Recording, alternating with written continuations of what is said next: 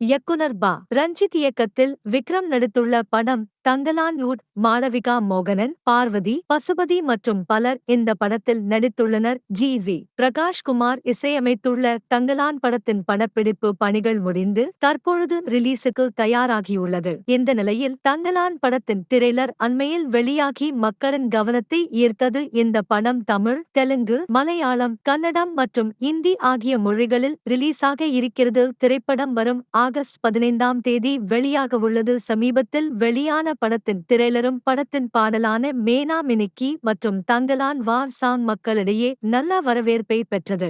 திரைப்படம் வெளியாக இன்னும் 3 நாட்கள் உள்ள நிலையில் படக்குழு இந்தியாவில் உள்ள பல்வேறு மாநிலங்களில் படத்தின் புரோமோஷன் பணிகளில் ஈடுபட்டு வருகின்றனர். தற்பொழுது படத்தின் அடுத்த பாடலான அறுவடை என்ற பாடலின் வீடியோ பாடல் வெளியாகியுள்ளது.